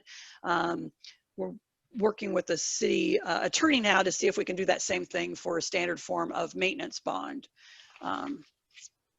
Establishes a standard benchmark and datum plane so that we don't have local datum ever used. Typically that doesn't happen, but Deer Haven did have local datum, and it's presented a lot of problems because you look at construction drawings or sewer depths or anything, and you have to do a conversion to make sure that it's that you know what's going on there. So again, that's kind of an important thing, and it also allows the improvements to be brought more easily into the city's GIS system. In terms of construction improvements, probably the big change there is that it allows construction observation provided by the Public Works Department, or if designated by the Public Works Director, it could be the city engineer, but it puts the onus, I guess, on construction observation with the Public Works Department. And it also will allow the city to require a longer maintenance bond or a bond in a greater amount if there was any reconstruction that was not, or any construction of public improvements that was not fully compliant, but did not meet the standard that SUDAS has for removal and replacement. There's kind of a gap there between fully compliant and when it's needs to be removed. And so this allows the city leverage in terms of how to handle something that's not fully compliant, but not so incompliant that it needs to be removed. Neighborhood sketch plans is a new section entirely. And what that does is it allows the city to ask the developer to do some sketch planning beyond their own plat boundaries and their own property even perhaps, to look at the bigger picture on whether it's street connectivity, trail connectivity, how sanitary sewers would need to be extended to serve a full service area, that kind of thing. It gives a bigger picture capability for the city. And that's kind of it, in running through it really fast. If you have any specific questions, we're not asking for a vote on it tonight, but we just kind of wanted to introduce the topic. So I will default to the council. Would you guys like 2 weeks or 4 weeks to review the subdivision ordinance? We can set the first reading either the 9th of November or the 23rd. Would it be worth having some time in one of our upcoming work sessions to maybe discuss some of these items that are new? I mean, there's just a lot here. Yeah. There is. Which is great, but there's just a lot to digest. I agree, Jeff. And one of the things that I was going to bring up, and so thank you, Chelsea, for the approach. Thank you, Kathleen, for running through that. It's hard to find anything to disagree with in there, but in practical terms, you know, want to make sure we're understanding this. So I think I would like a work session with this, and possibly, you know, we've talked about in the past in conjunction with P&Z, because I do think, as was suggested in the P&Z meeting, going back through the comprehensive plan, which isn't apples, you know, for this, but I think that would be a joint effort as well. So I don't want to make this too grandiose. I want to get these subdivisions in, you know, as much as makes sense. But I like that idea. Jeff was going to suggest that for sort of a different reason, and include P&Z maybe. So I don't know what people's thoughts are there. You know, it might even not be a bad idea to have a mock subdivision, just so that we can see how these new ordinances work as it goes through the system, you know, between P&Z and council, instead of just trying to talk about, well, 170.12 plat of survey. You know, let's go from start to end on a project. Let's see how these ordinances really work for us, not just, you know, ask questions if someone has a particular question about a particular section or subsection. So you guys, you want to have a work session to talk about it? I don't have a problem bringing P&Z in, but P&Z has already reviewed and approved the ordinance. They took a month to review. So whatever you guys would like to do, I'm open to setting up. Yeah, going through I'll think about it. I like I said, I think a joint meeting with P&Z on the comprehensive plan, but to your point, they've done their work on this one, so that probably wasn't. Apparently I got excited when Jeff suggested something I had written down and jumped the gun, but the timeline, either way, I'm good with. I can plan for our work session on November 9th to be this topic, and then we can vote on it November 23rd if that works for the group. That gives you guys 4 full weeks to review the ordinance and ask questions. Sounds good to me. Sounds good to me. Yeah, that's fine. I just want to say that I told P&Z that I was very happy it started with them, because that group is so thorough and does such a good job on it. And they had a lot of good comments, and it was, everybody did a good job. Engineering did a good job. Chelsea's done a good job. I like what I understand about it, and I'll admit there's a lot that I'm not understanding, and so a work session wouldn't hurt at all. Okay, we will plan on that. Just so long as we don't prolong it too long, just so long as we keep it moving forward.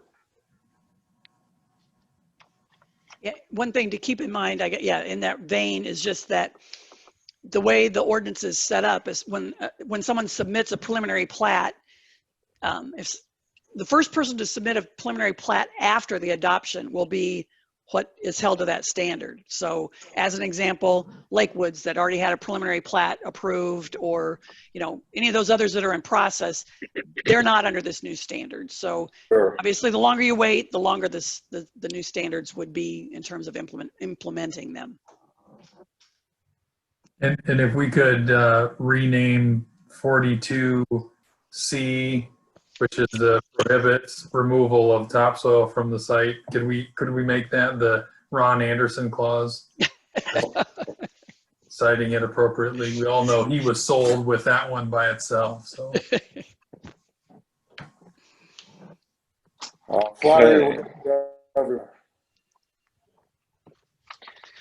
All right, so we'll get that at the next work session. Okay, reports and particulars. Anybody, staff have anything to add for the good of the cause tonight? Speak now. Yay, nay. Amy, no. Council?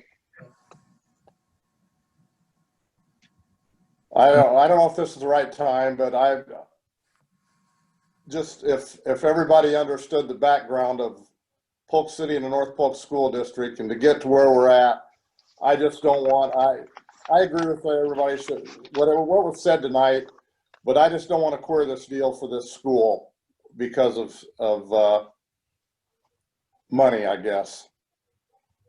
So that's where I was coming from. And if I offended some of you, I'm sorry.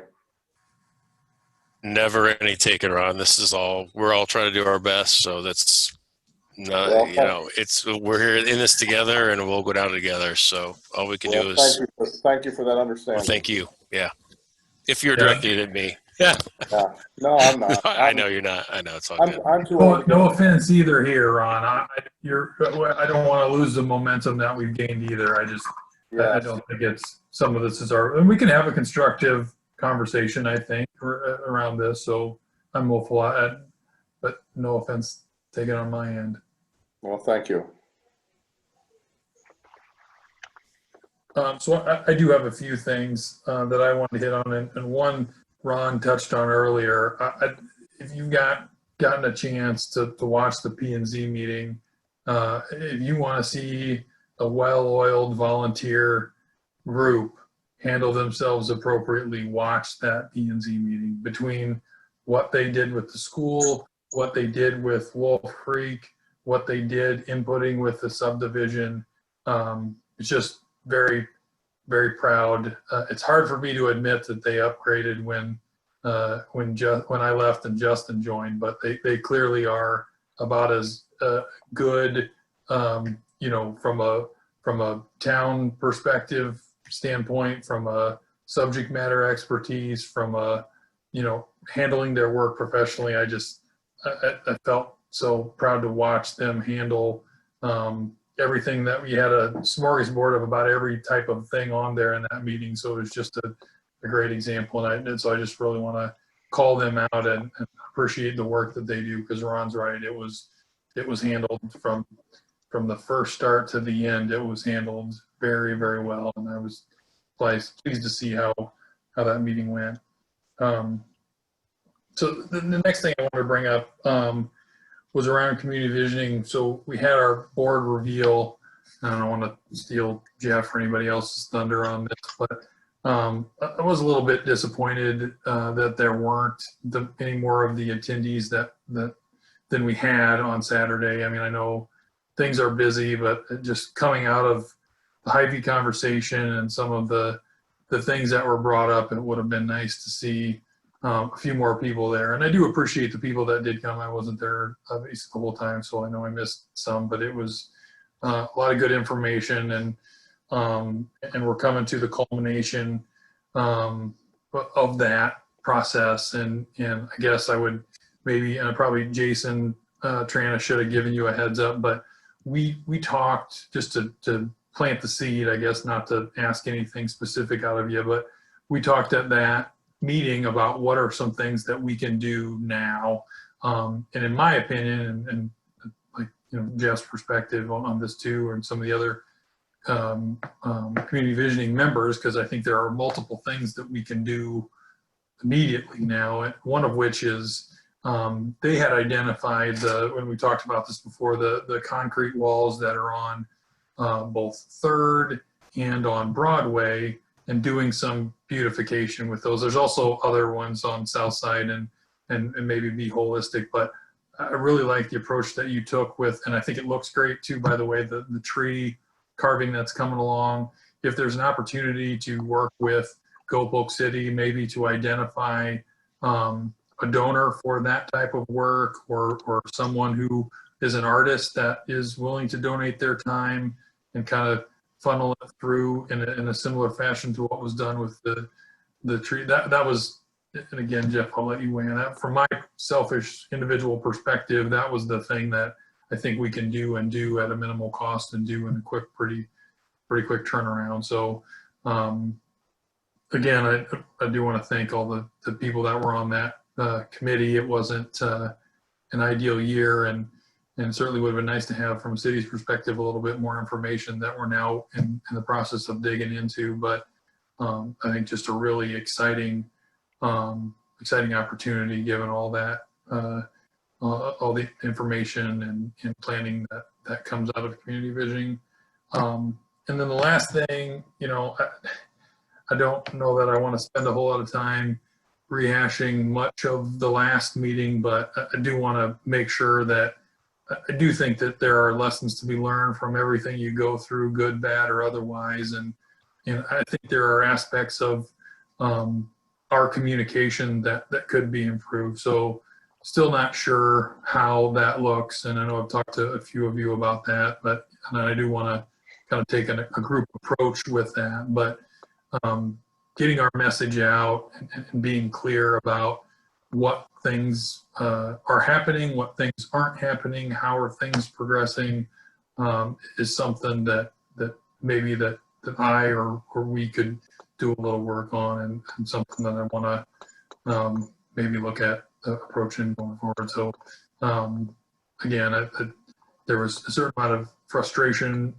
expressed based on the lead up to the last meeting, and can't say that I regret any of the things that I said, but I do want to learn from them too, and make sure that to the extent that unique experience could happen again, that we don't take the same path. So that's all I have. Thank you.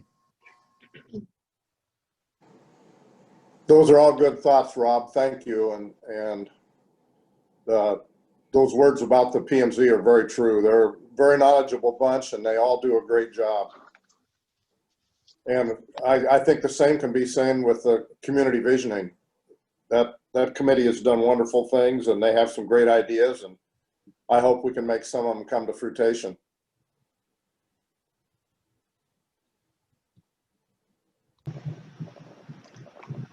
Yeah, I would echo some of that. It's great to see all these things coming forward. And again, with the subdivision ordinance, I know we have some work to do on our end as council to finish hashing it out, reviewing it, approving it. But, you know, it just goes on the long list of things that we've really taken a lot of time to dig into, move forward, get things to where they need to be to put our city in the best position we can be as we move forward. So I know there's been a ton of work put into that.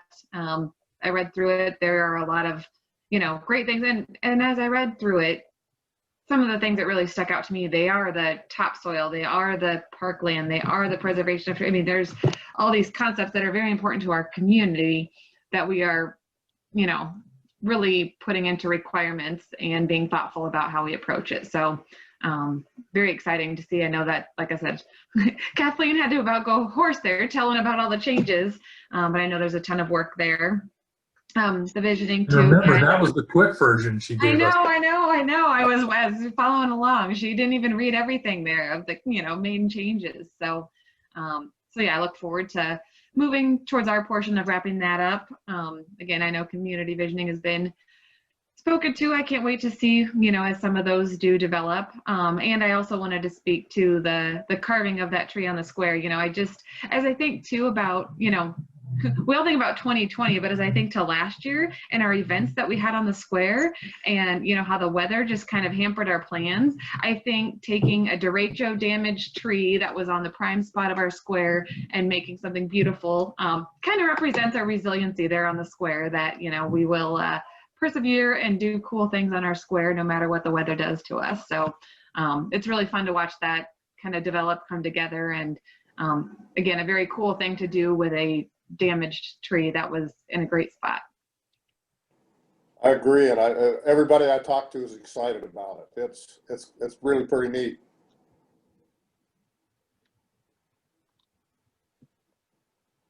Anybody have anything else? My only comment is remember to go vote. Other than that, Motion to adjourn. take a motion. Second. All in favor? Aye. Aye. Aye. Thank you. See y'all. Thank you. Thank you. Thanks.